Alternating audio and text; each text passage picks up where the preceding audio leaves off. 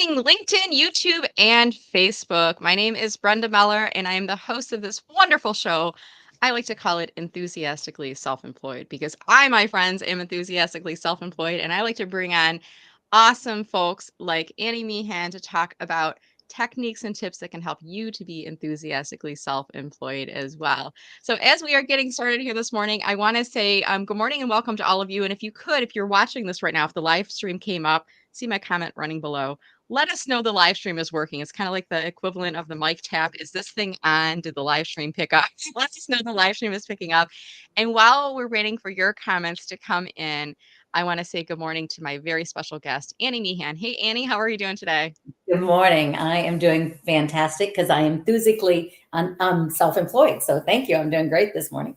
I love my That's work. awesome. I love it. And I was thinking about this morning. I was getting my breakfast ready after walking the dog and doing some other things. And I'm like, it kind of like is hard to even remember corporate life, what I would be doing at this time of day if I still was in my corporate job. I might have been still driving. I'm not sure, doing all of those things. But at any rate, I'm delighted to have you on with me here, Annie. And I'm waiting to see if any comments are coming. I'm going to do a quick refresh on LinkedIn because over the past few days, I have had a couple issues with StreamYard. And I think sometimes it's the baton is being dropped from LinkedIn to StreamYard, or StreamYard isn't handing the baton over properly to LinkedIn. So I always get a little worried when I don't see comments. So if you're watching, I want to again plead to the audience, please let me know. Just say hi or hello, good morning from Metro Detroit. Tell us where in the world you're watching from.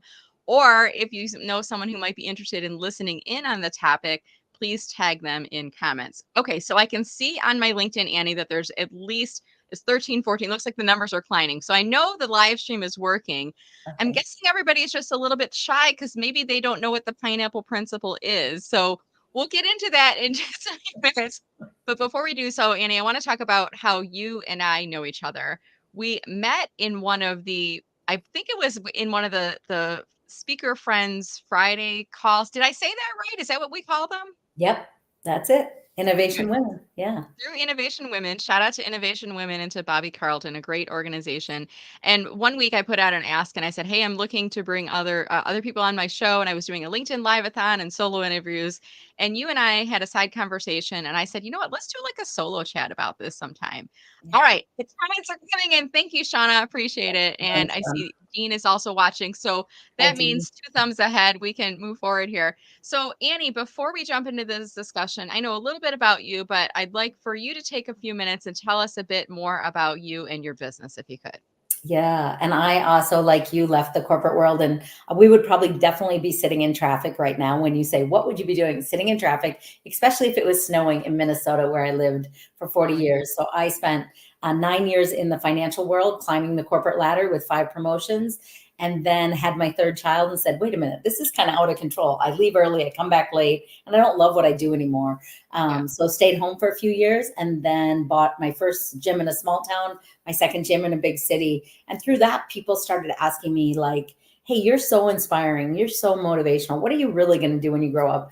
And I said, oh, I'm going to speak all over the world. And I heard a speaker named Nicole Johnson that really inspired me. And I felt like her message was so powerful. So I started speaking, and the more you speak, the more you speak, especially if you have a powerful message and an excellent delivery. And so I speak, I coach, I just finished my 8th book. I write workbooks, I do retreats, I get to do a lot of fun stuff. But ultimately, what I really do is I use the written and spoken word to inspire organizations and individuals. That's the bottom line. That's what I get to do. So, That's awesome. And I love your vibe when we had our preliminary chat. I'm like, oh, this is gonna be a fun conversation. And you can see if you're watching us now on screen, it says the pineapple principle. That's the topic for us for today. And I'm guessing probably 99% of the folks watching have no idea what we're talking about here. I'm gonna say the 1%, maybe it's even higher than that, are people that know you and they've heard your talk about this before. But let's jump in here and tell us, Annie, what is the pineapple principle? And then let's talk a little bit about why it's important for us to know. yeah. The why and the how. So the pineapple principle came to me because I don't even know, maybe in 2017 now, a friend was visiting from Chicago. I lived in Minnesota and she called me. She's like, get to this store. There's a skirt you've got to have. And at the time, I always wore orange because orange is the symbol of happiness. So I always wore orange, and it was a bright orange skirt, but it was covered with pineapples. And I was like, I get the orange, but why the pineapples? And she said, Annie, you're such a pineapple. I'm like, what does that even mean? And she goes, don't you know the poem, stand up straight, wear a crown, and be sweet on the inside? be a pineapple. So that's a pineapple poem. Oh, But for me, Brenda, really what I believe about all people is we all have a story, and then we all have a story behind our story. And so I just like sat with that. What does it mean to be a pineapple? And the fact that she saw me as one and I didn't know what it meant, I was like, I want to move into that. I want to really dive into being a pineapple person. So I thought, what does it mean to stand up straight? And I start thinking about in a world where we're attached to our phones, right? we're And we're hunched looking over, down, right? Yeah. Hey, I'll get Brenda, just give me a minute. Just, oh, Brenda, hi. Oh, there's someone more exciting than you. We're either looking down at our phones or we're distracted by somebody more interesting. And that's heartbreaking. And Yeah. I feel like we're so disconnected in the world. People don't feel seen, they don't feel valued, they don't feel loved. And I know people want to work from home and we work from home, right? But there's Mhm. also such an important time to connect, whether it's Friday morning with other speakers or whatever it is. And so I started thinking about if I stood up straight and if I taught other people to stand up straight, we would actually look in people's eyes. Not only would it Yeah. be good for our posture, but we would look in people's eyes and people would feel seen. And I Mhm. honestly think one of the most beautiful gifts you can give to another human being is to see them. And I started really being intentional, especially when I'm in cafes, I'm in a coffee shop, a waitress, a cashier, like really looking at how is your day really? Like making eye contact and listening to them, right? Listening, being present and seeing. And so standing up straight became really seeing people, right? And then I feel like, oh, there you go. I felt like then wear a crown. So I say tongue in cheek, somewhat seriously, if I have my Right. choice every day, I want to lay in bed and eat donuts. Anybody else? I mean, yeah, I mean, Why yeah, not? fine, whatever, Yeah, your whatever. pick your dessert of choice, right? Exactly. But then I'm like, wait a minute, I got a crown on. I'm super valuable. I'm going to get up and go for a walk. I'm going to drink a glass of water. I'm going to take care of myself. And it doesn't mean I don't occasionally have a donut because I do, but I am going to take care of myself because I'm valuable. But Mhm. part of this, and even the seeing, is first look in the mirror and see yourself. And I ask people, do you look in the mirror and think, oh my gosh, I'm so good looking? Like I can't even stand it. And people look at me and I'm like, I wish you did Yeah. instead of critiquing what's wrong with you. So it always starts with self. I see myself, therefore I can see others. I value myself, therefore I see the value in others. Mhm. And what that's sweet on the inside, which I thought was like, that's so cute. But I started Yeah. thinking about one of our most dangerous weapons is the keyboard. I can sit home and say, Brenda, I don't like you. Brenda, you're Right. wrong. Brenda, I'm right. Brenda, I'm going to unfriend you. Brenda, I'm going to we use the keyboard and our phone to text and to say things that we would never say face to face. At least most of us wouldn't. Definitely not. And I'm like, if you're sweet on the inside, what comes through your mouth, through your keyboard, and through your text is kindness, love, and encouragement. First toward yourself again, and then toward the world. And I was like, I'm not really into the news or politics. But what if everybody was a pineapple person and they looked up, they valued themselves and others, they were sweet to themselves and others? Like we could change the whole world. And so that's kind of how the pineapple principle came to be. And so, yes, it's customer service. Yes, it's the international symbol of hospitality. But I'm like, when people hear me speak and then they put pineapples up in their room or in their Yeah. office or in their classroom or on their team meeting, and then they're like, oh my gosh, Annie, we're all trying to be pineapple people. Like it's easy instead of just be kind or 27 steps to be a good human being or whatever it is. Right. Just be a pineapple. It's a symbol, so it's easier to remember. It's visual because there is a crown on the pineapple, right? And so that's the pineapple principle. And what happened when I started living that out and why it became a book was the experiences of meeting a woman in a bathroom at 36 and her saying to me, you're the first woman that looked at me and didn't judge me because she was Oh, scantily dressed. And she said, yeah. she was kind of scared of me at first. And she's like, why are you being kind? I'm like, why not? It's easier to be kind than to be mean. And a man who heard me speak at a conference that said, I buried my wife 5 years ago, but the truth is I buried myself with her. And I've been raising my kids as a dead person, and I'm going to Mm. value myself and value them. And for me, that's that deeper meaning behind, yes, a poem, then a principle, but now an application of how and why to be a pineapple. Yeah. Wow, so much to unpack inside there. And I don't know if you noticed it or if our viewers are watching it, but when you were talking about standing up straight, I kind of found myself hunching just a little bit. And I'm like, it caused me to, kind of lift my carriage up a bit and sit a little bit taller. And then you were talking about drinking water, and I have a water nearby. I'm like, I probably should take a sip of that, right? I mean, it's little things like that, that help to build up our self-confidence, but I think also what I heard you say was the connection to other people. So when we're not hunched over looking at our phones and we're at the coffee shop and we're actually making eye contact and we're saying, "How are you doing?" No, really, how are you? And Yes. listening to their response and making that human to human connection. I feel like technology is really great, Annie, and don't get me wrong, I love my phone and all that other good stuff. I love LinkedIn, of course, but I feel like sometimes we're losing touch with the human element. And you just gave us like a little mini TED talk, almost like a refresher and getting back to those basics of relationship building. Yeah. I think one thing too, Brenda, that I've been saying to my husband a lot is I think as humans, we decide who's worthy of being seen. And if I value you because you're my friend, I'll notice you. But if you're just somebody that can offer me a service or a beverage, I may or may not pay attention. And I spent a week in Paris by myself in 2015. I was invited to speak there and I stayed for a week, but people told me, oh, the French people aren't nice and they're kind of snotty. So I didn't know. And I went to France. I've met the kindest people I've ever met in my life, truly. That's nice. I Hmm. spoke the morning that I went. I got in 11 at night. I spoke at 7 in the morning the next morning. People lined up to ask me, can I go to breakfast with you, dinner, lunch? And a woman invited me to her home for dinner. And as I Wow. was going over there, I picked up a loaf of bread and I was thinking, she could be an axe murderer. Like, I don't know this woman at all. What am I doing? And I got to her house and I'm like, can I ask you something? Like, people told me people in Paris were not friendly. Like, what is the deal? What's happening here? Why is everyone being so nice to me? Right. And she said, and I will never forget this, it's so deep in my soul and spirit, as she said, you are kind. And I was like, what do you mean? And she said, well, a lot of Americans come and they're with someone else and they never even look up and they'll be like, how do I get to here? And tell me what, and they expect us to Oh. speak English. You do not speak French at all, but you apologize 100 times and you I was tried, but you're gonna ask someone, terrible. are you fluent in French? Because Oh, I've heard that they get a bit annoyed with Americans who don't speak the language, and maybe that's another fallacy. Who knows? well, and what she said is, she said, they assume we have to speak English. Americans are rude, not French. And she said, you were so kind and Hmm. you looked up to each one of us. You tried to speak French, but you can't at all. You paid attention. And what I realized in that, a couple of things. One, I try to be intentional to see all people and not decide who's greater than the other. But two, um, looking up, like it's so easy to just be like, help me with this or do this for me and value different people differently.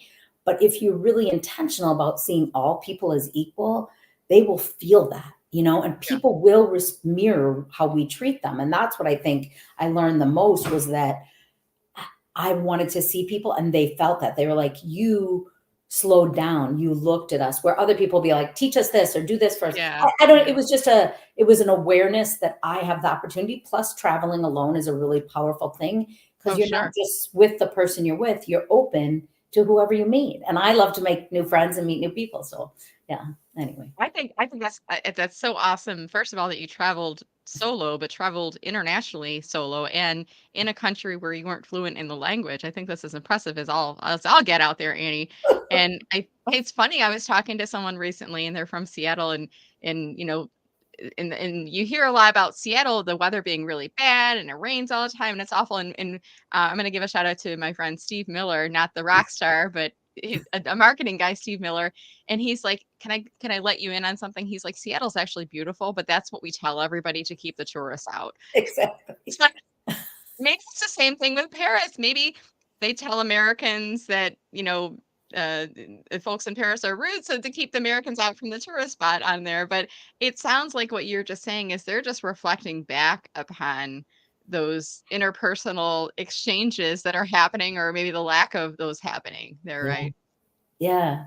And I had never been to Europe. I went for 3 weeks by myself, Brenda, actually, but I had the opportunity to speak in Amsterdam and my daughter was there studying. So I got to meet up with her. And I spent a week alone in Spain, but I got to visit the families that I had done foreign exchange for 5 summers. I had had kids come from Spain. And then I went to France and spoke by myself and then traveled. And it's a different experience. It keeps you more open. And I don't take, public transportation. So I would walk like 20 miles a day, but I would just walk it. I couldn't read the signs. So I would just walk everywhere and I would like find a cafe and meet a person and meet Oh, someone that's nice. else. And it was an extraordinary, I met famous people that like wanted to get their photo with me. I mean, like it was really an amazing trip of a lifetime. So Yeah. That sounds like it. Now, when you go and talk, I have to ask because you're a speaker, and there might be other people in the audience that are also speakers. Yeah. Are you speaking about the pineapple principle, or what is your talk about or is it a variety of different topics that you're Yeah, I doing? have a variety of topics. I'm Mhm. super grateful. I'm leaving here on the 5th and I'm traveling and speaking all over till the 27th. So this is Wow. my longest like tour going. But I speak on the pineapple principle. I usually try to close my messages with the pineapple principle because the pineapple principle to me is about being authentic. So the first 20 Mhm. years of my life, I didn't want to just be like someone else. I wanted to be anyone else. I had a rather disruptive upbringing. And so when I learned to like myself and that anyone and everyone can be a pineapple person, it's kind of how I close. But what I Yeah. speak on primarily right now is Choose to Soar, which is about navigating disruption professionally, personally, and literally, and kind of Mhm. soaring above our circumstances. So, Okay. Affected by the Hurricane inspired the book. That's my 8th book that just came out. But I want to show people like, what if it's not just surviving or thriving, but literally soaring above? What does that mean? What does it look like in organizations, in culture, and in individuals? And then Be the Exception was my book in 2016. And in 17, it won a national award. So I often still get asked to speak on that. And it's 7 keys to transformation of mindset Mhm. and dealing with change. And then I do exceptional goals, which is about setting goals beyond yourself. So when people set a goal, owning gyms, a lot of people are like, I want to lose weight. I was like, who cares? What Yeah. difference does it make? But if you say I want to swim with my grandkids or I want to be healthy because my sister's diagnosed with cancer, well, I can Mhm. help you with that. But I don't help with the weight loss. I help with the mindset and the Yeah. habits. And sometimes the side effect is weight loss, right? I also speak on H3 cultures, which really came into play with workplace culture being separated when people started working from home. And then Mhm. people were negative and anxious and depressed, and companies didn't know how to bring them back together connected. So I'm Yeah. always, even when I speak at corporate events, I'm always speaking to the individual and how we take care of ourselves so that we can serve the organization better, which affects the workplace culture. A lot on disruption and change is what I speak about. So, I yeah. love it, and you just sound like you're just like this ball of inspirational energy. I mean, I feel like I wanna see Annie speaking because I feel like even in this solo talk that we're doing here today, you can get the vibe, and you get a bit of a flavor of what you speak about. So is speaking primarily your business, or do you also work Yep. training teams and things like that, or is it mainly speaking conferences and for organizations? Yeah, keynote is my primary part of my business. So I tend to Mm, either kick off a conference or close a mhm. conference. But I Okay. also do trainings and breakouts and retreats. I coach Yeah. individuals. I consult with small teams. Like I said, I just wrote my 8th book. I now have 2 workbooks, which I Yeah. just released my 2nd workbook last week. I have an online course. So really, I just feel like every day I want to work with people. So sometimes it's a Yeah. small, and I don't care if it's 6 or 6,000. I'm always like, okay, how do I serve more people? How can Yeah. this message help an organization, help an individual, help a team? And I'm grateful because a lot of my clients, after they hear me, they refer me or they'll bring me back. So I know I'm doing the right work. That's a testament to and I Yeah. wanna just rewind a little bit because I heard you say it once or twice. You've written 8 books. Yeah. Now, I wrote one, it's called Social Media Pie, it's kinda sitting behind me yonder over here, but I've got ideas for, like, 3 more books and then maybe a refresh someday it'll be a Social Media Pie 2nd edition coming out.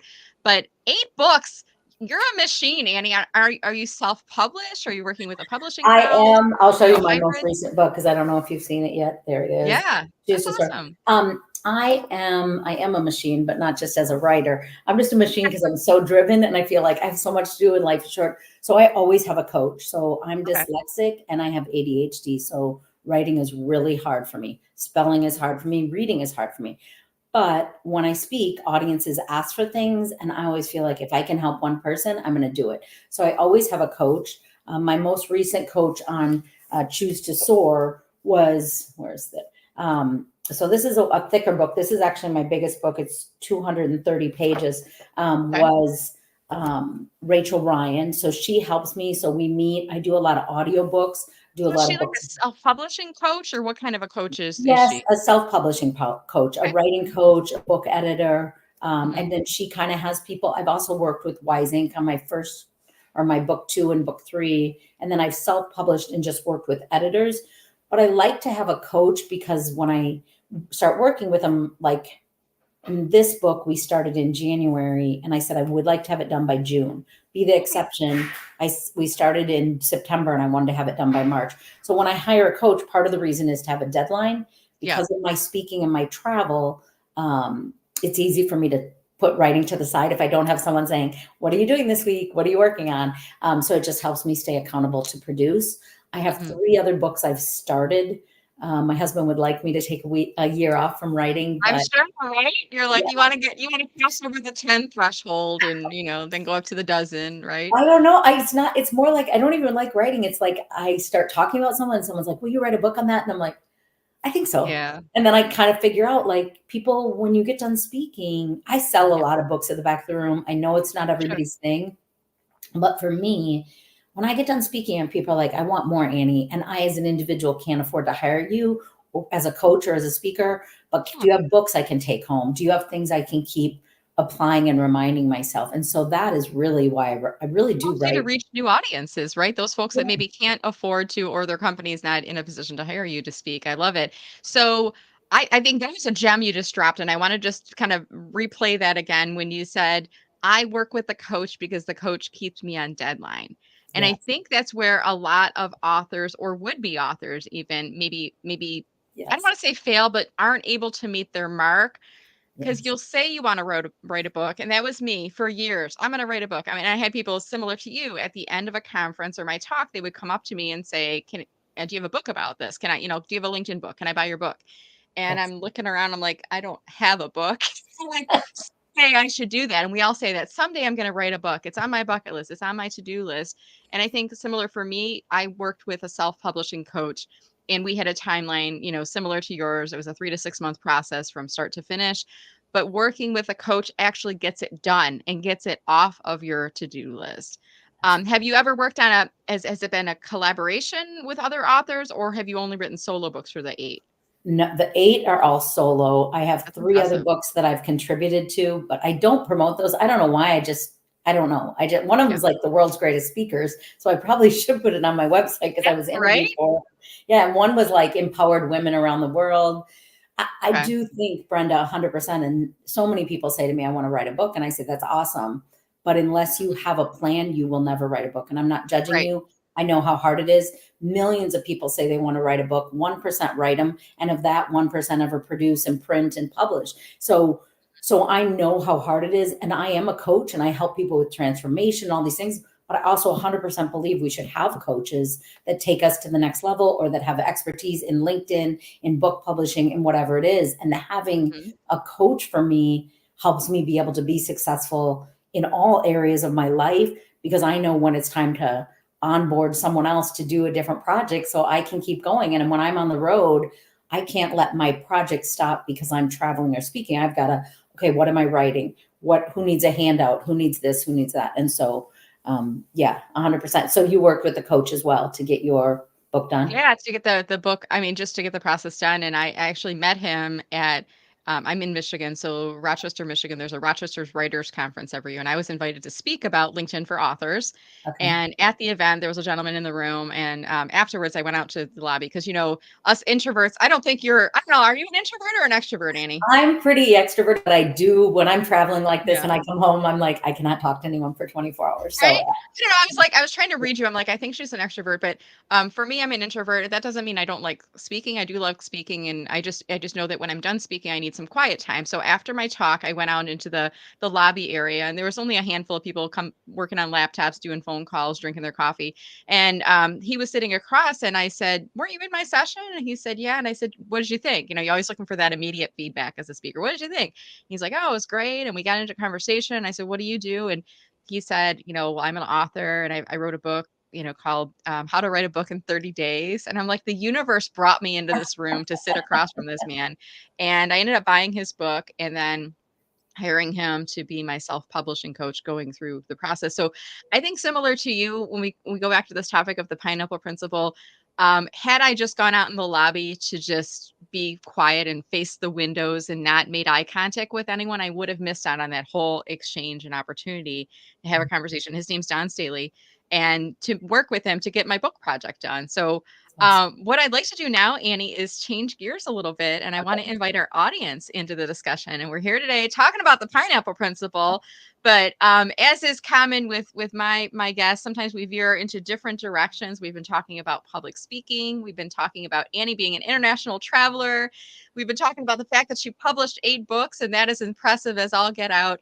And I want to invite our audience, if you have any comments or questions for Annie, to please bring them into the conversation. Go ahead and drop a comment in. I have to give a shout out, Annie, to my good friend, John Asperian. John is in the UK, but if you look at John's profile, he has a secret word which he encourages people to reference when they invite him to connect.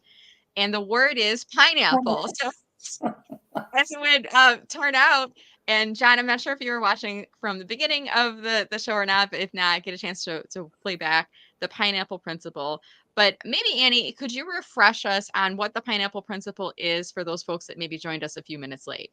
Yes, it is. The pineapple principle is someone called me a pineapple. They taught me the poem, and I realized stand up straight means see people. Wear a crown means value yourself and others, and be sweet on the inside means use your keyboard, your phone, and your mouth to use kind, encouraging, and loving words to people all over the world. That's great, and I love it. And I don't know, John, if that's where you came up with the word pineapple for your profile or not, or if it's just coincidental. But John strikes me as that kind of person too. He does a great job of connecting with people in his community and on LinkedIn, and representing all those things that you just talked about. Oh, Shauna, I agree with you, Shauna. Shauna is saying so inspiring that she's followed through with writing all these books, and I love the stat that you shared, Annie. Too. You said, like, what was it? Only 1% of people will actually write a book, and yes. then 1% of that 1% will actually follow through with And the publish the methodology. book. Yeah, because people write them. Some people write them or start to write them. And the coolest thing to me, Shauna, is that I was told at 21 not to go to college, that I was illiterate Oh, because I'm a terrible speller. And so I like to journal, but I never intended to write a book because my spelling's so bad. And thank goodness there's tools and people that help with that stuff today. But I love that when I get to meet individuals or parents of individuals that have ADHD or dyslexia, and they meet me and they go, wait a minute, you wrote a book? You wrote more than one book? You've written 8 books. And so, Shauna, I think the biggest inspiring thing for me is that I thought I was stupid for the first half of my life, and being able oh, to know not only am I not stupid, but I don't have a disability. I learn different, but I'm capable and I'm smart and strong and I can write books and I can teach people with written and spoken words. So thank you for your kind words, because I think we need to recognize that we get to inspire each other and that that's a privilege by the work we do in this world. So yeah. mm. Absolutely, absolutely. And I'm going through comments, and I had to look on LinkedIn, so that's why I was looking off to the side. So I'm trying to figure out who this person is, and it's a great avatar. And that is either because your privacy settings are set up so it's not public, or your third-party applications are not shared properly. That's why. But this is Allison, who was at TEDx Detroit last week, and I have to say, share this with you, Allison, but also Annie. Maybe you can relate to, now that we're getting back out into the real world again, and we're conferences and events are kind of back in full force. Um, I'm finding, and people like Allison, like, I know I've interacted with Allison a lot. I see her, I hug her, I'm making small talk with people. And then I see other people. It's like, I find as I get older, Annie, my mental Rolodex is moving a little bit slower. And I'm like, I know you, and I know that we know each other, and we've had thoughtful, like, I'm blanking completely on their name and how I know the person. And I even had a couple people come up to me at TEDx last week. Brenda, how are you doing? And, if their name tag was flipped over, I was like, John, Totally. you too, Annie. It's not just me.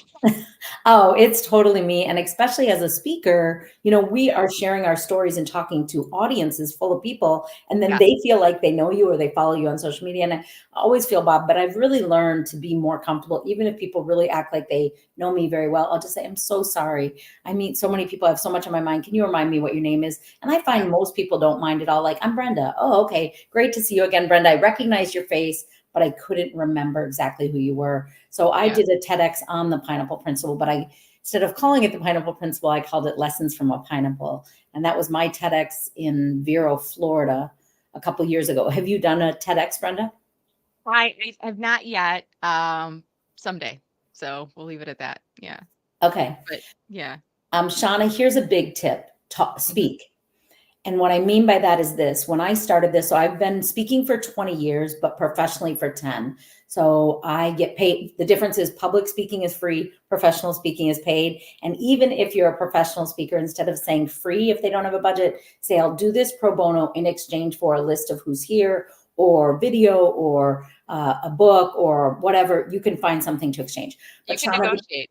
And can I add something onto that too, Annie? yeah, And by the way, for those that are listening on the podcast, the question was from Shauna. It said, "What are some tips you would give someone who wanted to start doing more public speaking?" I always like to read it just in case people who are watching, like, what are they talking about right now?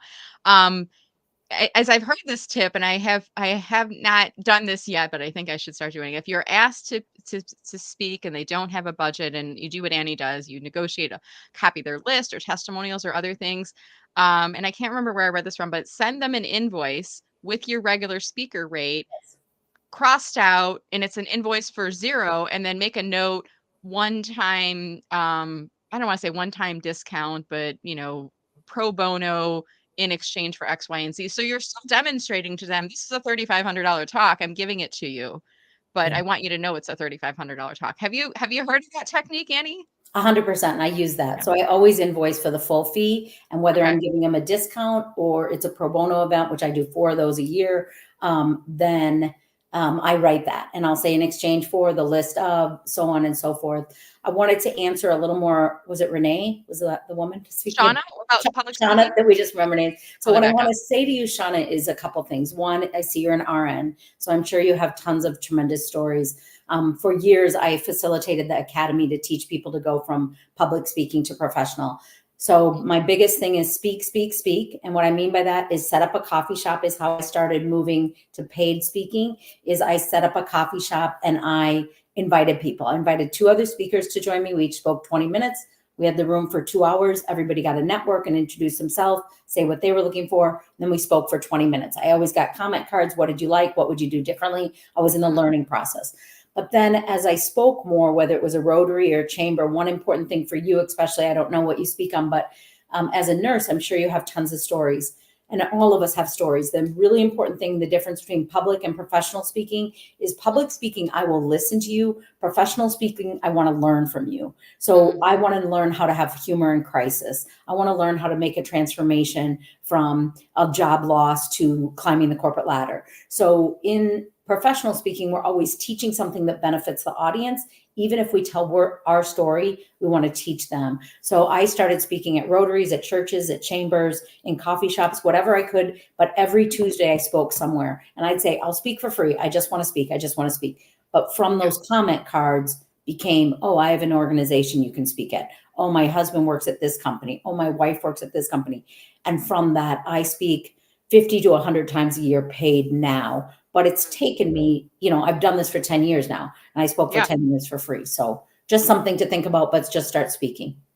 And I do hear that with a lot of people, and I would echo that as well. When I first started doing speaking, I was taking any speaking opportunity I could, whether it was paid or non-paid. And I'll be honest with you, Annie, I wasn't even asking to get paid. I wasn't asking, "Do you have a speaker budget, or what do you normally pay your speakers?" I wasn't quoting them. I was just saying yes, and I assumed it was non-paid, and they never said anything any different. And then as I got more confident, and even now, I tend to turn away unpaid speaking opportunities unless it's a good fit, unless they never pay speakers, because if they pay speakers some of the time, I want to be one of those people. And I think Yeah. that's one of the things that we learned through Innovation Women, is that we should always be asking for payment for our services. And we should, I think we've also talked about in the group, sometimes there's speaking opportunities where they ask you to pay. Like, how crazy is that? Come to our event and speak, and you pay us $1,500. Like, what? Why would I pay you? And then you're charging ticket prices on top of it. So we're learning techniques like that. That I love the thought of asking to pay to speak, but I love your thought as well of negotiating some other, like, whether it's the attendee list, or I imagine you secure testimonials and recommendations on a regular basis, right? I wish I could say yes to that. I used to be better at it. And actually, I had a bureau reach out to me yesterday and they're like, we want 3 written testimonials Wow. in the last 3 months. And I was like, oh my gosh. I mean, sometimes I get so busy that I forget to do that. But I had really 3 great clients last week. So I think that they will all 3 write beautiful testimonials. I'm hopeful for. Another thing I've learned to ask is, what are you paying other speakers? And I've been really grateful. My clients have been amazing. to be transparent with me, because they'll offer me something and I'll just ask. I just say, can I ask, what, I know this guy that's Right. speaking at your conference as well. What are you paying him? And Hmm. often it's more than what they've offered me. And I'll just say, I know the value that I will bring to your attendees. I Right. promise you. And I would really love to be matched. And every single time they've said, oh, we can do that. And so I Yeah. think it's really important as a woman speaker, especially to ask. And I spoke at a conference a couple of weeks ago now, and they were saying, we've had professional football players, and I'm not teasing you guys because I know I have speaker friends that are retired professional athletes, but they said they did not connect with us. But you, Annie, you connected in a way that Yeah. we have not had a speaker in 10 years understand our job, understand what we're going through. And I know that some of the organizations that sometimes you get to work with, they're paying their employees way less than what you're asking to be paid as a professional speaker. But that's why you have to be so dynamic and detailed, and give strategies for that Have audience to to, take right? what you Yeah. taught and then Mhm. pour it into them. So it really affects them personally and professionally, and affects the organization. So there's an ROI on Yeah. that. So sometimes it's hard to see, but so Yeah. important to ask for and value. So Absolutely. And I'm going to change gears just a little bit off of speaking and talk about the ADHD, because I love that you mentioned that. And I think sometimes just talking about these things helps to normalize them, right? yeah, And this is coming from Dwight. I'm looking on LinkedIn, and I'll drop the comment in there, Dwight, so you can adjust your settings. That's why we're seeing your gray avatar and LinkedIn user for you. But Dwight says, while your message resonates so well, are there any resources, Annie, that you would recommend for those dealing with ADHD? What are your thoughts there? absolutely. 100%. There's a lot. And one of my main questions I ask people today is, what's in your medicine cabinet? And by that, I mean, what do you use to care for yourself? So there's three things I use. I am not a doctor. I'm not a therapist. I am a certified coach. But these are my three things that I recommend for ADHD. Number one, there's an app called Sensei. It's Sensa, I believe. And every day it gives you like a 3-minute tool to kind of rate yourself and be aware of yourself. The second thing is I use Brilla. Brilla is a non-prescription medication that you can take, and it recommends, I probably shouldn't even say that, but it like recommends a lot, like 4 pills a day and at certain times. I'm not really good at following rules, so I take one in the morning, and that works for me. Okay. And what it does is just help you focus and remember a little better. The third thing is I move my body. Movement is not a choice for me. It is my medicine. It is in my medicine cabinet. It's not always because I feel like it. I walk every day. It calms my mind. It clears my mind. I am older than I want to be. No, I'm middle age. I would say I'm middle age, and I've learned these tools too. So I have a son with really severe ADHD, and it's really really hard for him. And there's a lot of natural products today that you can take, but I really think one of the best medicines is movement. So Yeah. walking every single day, 5 minutes to an hour, doesn't matter. And that Sensei app is interesting. Like I like learning about it because a lot of people do tell me. And if you have ADHD, you are likely to have addiction issues or dyslexia. There's a lot of combinations, but releasing that stress can be so calming to the mind and help us think better. So I hope those help you. I also I wear my watch to bed, and one thing I know is I need 6 hours of sleep a night, which isn't a Okay. ton. But if I don't get that, I take a nap during the day, even for 20 minutes, and that helps my brain focus because I do get things done. I am strategic. It's Yeah. harder for me than some people. So Yeah, absolutely. I love that, and so many great resources in there. I did look up Sensa app, and it was the right spelling of it, so we okay, got the right thank you. name inside of, so thank you. And really great advice. We've talked about so many great topics here today, Annie, and as we start to wrap, I'm gonna pull up your LinkedIn profile up on screen, and I wanna ask the question, Annie, are you open to connecting with individuals who are watching the live today? And if so, do you have any instructions for them on anything they need to do when they invite you to connect? No, I pretty much try to connect with everybody because I figure if my words or my videos or my books or my presentations can help one person every day, that's why I do what I do. I'm super passionate about all people, but really about men and mental health. My father drank himself to death. My brother took his life, and then his son took his life. And if I can break stigma and get people to talk and heal, that's why I do the good work I get to do every day. So I'd love to connect with any and all of you on LinkedIn. Yeah, I try to follow up right away and just connect and say hello. But yes, please reach out. Please ask questions. I'm happy to encourage you on your journey as a speaker, an individual, an organization. Okay, so I want to point out I have her profile up on screen for those of you watching this on video right now. Now I can tell just by looking at her profile that Annie has creator mode turned on, and I have an experienced eye. I'm a LinkedIn coach, but I think a lot of people are figuring this out now. When you see a list of talks about and a list of hashtags underneath their profile, you're going to notice that their default button will say follow and not connect. Now I'm already connected with Annie, that's why I see message. But from your view, for the audience, if you're visiting Annie's profile today, you're going to see follow instead of connect. If you want to connect with Annie, you can, but you've got to click on the more button. And then underneath, in your view, you'll see a list of options, one of which will either say personalize, invite, or connect.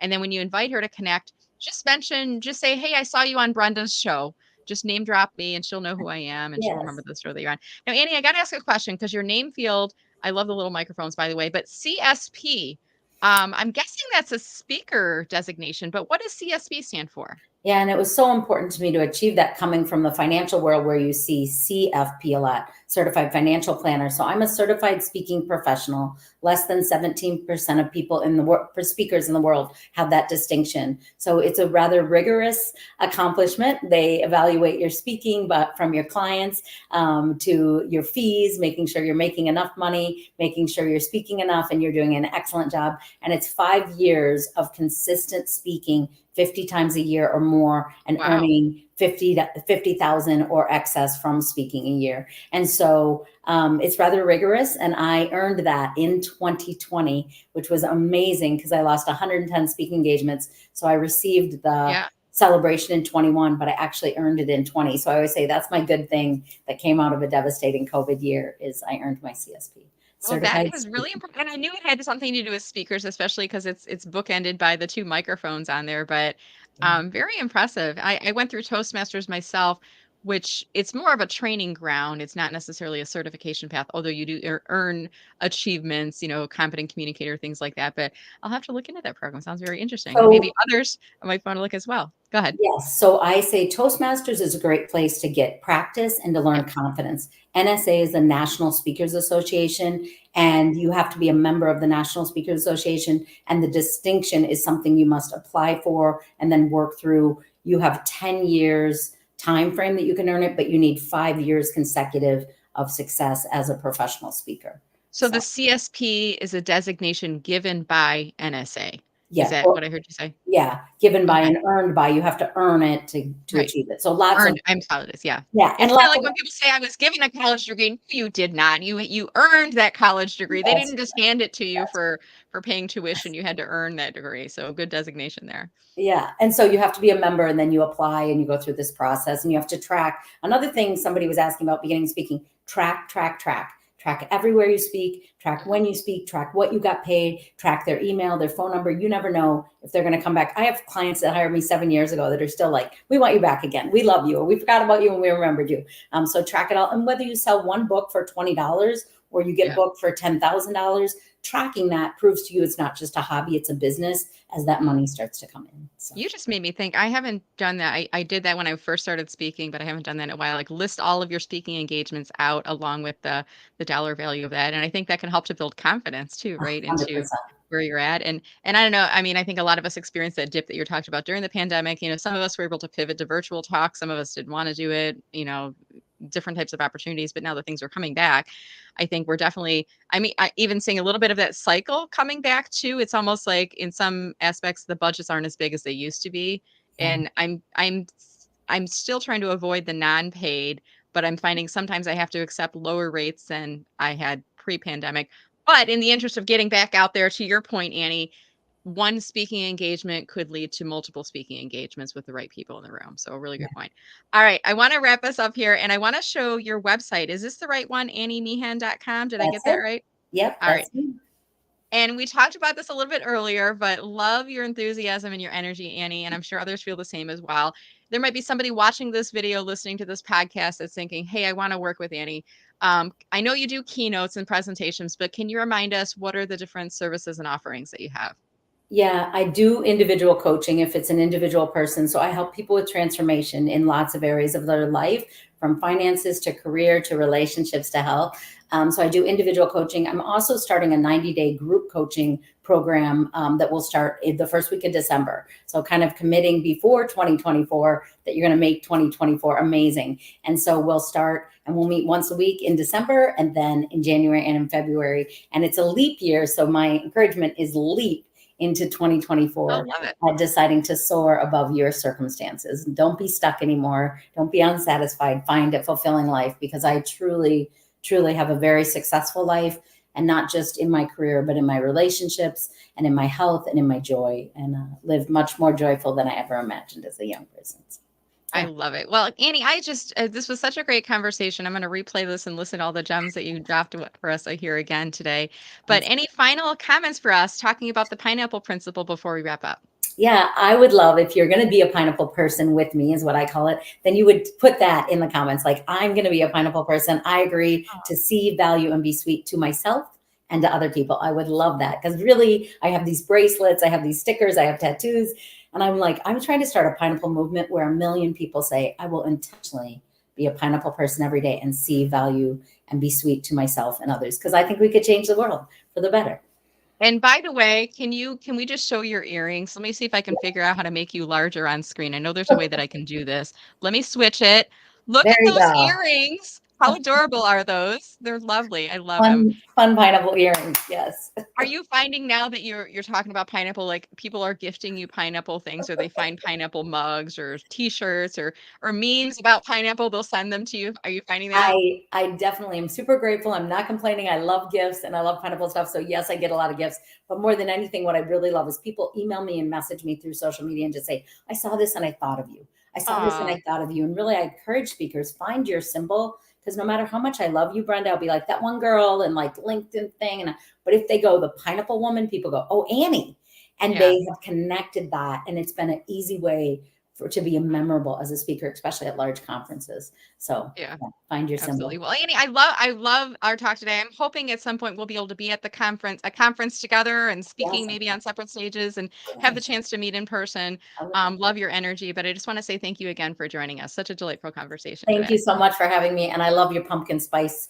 It feels like we're moving Did you into like fall. that? Pumpkin spice is my Oh, favorite season. I don't I know. love I was like feeling kind of cash today. I was like, I don't know what I feel like wearing. I haven't worn this yet. And this is like the time of year where you can wear pumpkin spice things and exactly. and go. I'm in Florida, so I don't ever know what season it is. I lived in Minnesota for 40 years and now I live here and I'm like, oh yeah, it's fall. Oh yeah, I can dress up Fun for Halloween. season, like all the time. Yeah. Thank you Well, so much for having me. This was great. yeah, thank you so much. And as we wrap, I want to thank our audience for watching. And could you do us a favor? Annie and I are both self-employed, so that means we don't get performance reviews anymore. So we only know we did a good job if you tell us that you enjoyed the talk. So before you leave, drop a comment, let us know. And if you have not yet posted on LinkedIn, this week, this month, heck, maybe even this year, as soon as the video's done playing, you'll see a little share icon at the bottom of it. Click to share and share the video along. Tell people something that you learned by watching this video, or maybe tell people why they should watch this video if they're thinking about publishing a book or becoming a public speaker or weaving something like pineapple into their personal brand, right? Make sure that you tag Annie and myself when you do so. Remember to tag, you use the @ symbol, and then the names will come up in the drop down. And remember, I'm here every Tuesday at 9:05 a.m. Eastern time, and this will be converted to a podcast later on. With that said, have a wonderful rest of the week, everyone. Annie, I'll see you on maybe on Speaker Friend Friday. Will you be on this week? I'm speaking at a conference, so Oh, bummer. That's right. You said you were traveling. I'll see you in the future at a Speaker Friend Friday. sounds But in the meantime, have a great travel series. thank you. Thanks so much. All right, everyone, take care, stay safe, and stay healthy. We'll see you on LinkedIn. Bye bye.